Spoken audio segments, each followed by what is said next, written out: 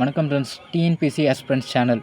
நம்மளோட சேனலில் இன்றைக்கி என்ன பார்க்க போகிறோம்னா, முதலாம் ஐந்தாண்டு திட்டம் அதை பற்றி பார்க்க போகிறோம். அதுக்கு முன்னாடி நம்ம சேனலில் மறக்காமல் சப்ஸ்கிரைப் பண்ணிக்கங்க. தொடர்ந்து நம்மளோட வீடியோக்குள்ளே பாருங்கள். வாங்க நம்ம கிளாஸ்குள்ளார போகலாம்.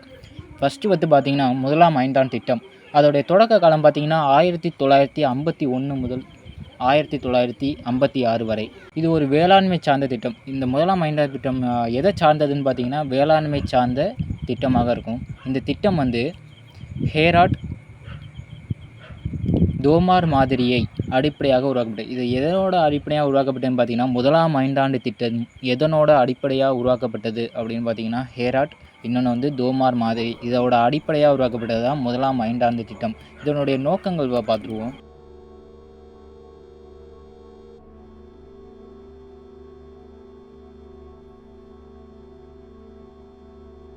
பிரிவினையாலும் இரண்டாம் உலகப் போரினாலும் சிதைந்து இருந்த இந்திய பொருளாதாரத்தை சீரமைத்தார்.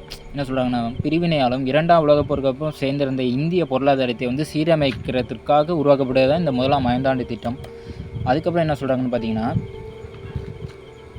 இந்த முதலாம் ஐந்தாண்டு திட்டம் வந்து உணவு தட்டுப்பாடை தீர்க்கிறது மட்டும் இல்லாமல் சணல் மற்றும் பருத்தி உற்பத்தி அதிகரிப்பை வந்து உயர்த்துறாங்க. இதோட முக்கியமான ஒரு பாயிண்ட், சணல் உற்பத்தி, பருத்தி உற்பத்தியோட பொருளாதார அளிப்பை உருவாக்குறது வந்து முதலாம் ஐந்தாண்டு திட்டம்.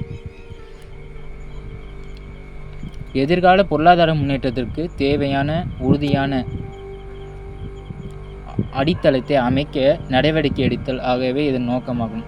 ஃப்யூச்சரில் என்ன பண்ணுறாங்கன்னா, ஃப்யூச்சரில் வந்து பொருளாதார முன்னேற்றத்திற்கு தேவையான மற்றும் உறுதியான அடித்தளத்தை அமைக்க நடவடிக்கை எடுத்தல் ஆகியவை இதனுடைய நோக்கமாகும். இதுதான் பார்த்திங்கன்னா முதலாம் ஐந்தாண்டு திட்டத்துடைய நோக்கங்கள். டிஎன்பிசியில் அடிக்கடி கேட்குற கொஸ்டினில் வந்து முதலாம் ஐந்தாம் திட்டமும் ஒன்று. மறக்காமல் நம்ம சேனலை சப்ஸ்கிரைப் பண்ணிங்க. நம்ம இரண்டாம் ஐந்தாம் திட்டத்தை வந்து அடுத்த கிளாஸில் பார்ப்போம். நன்றி, வணக்கம்.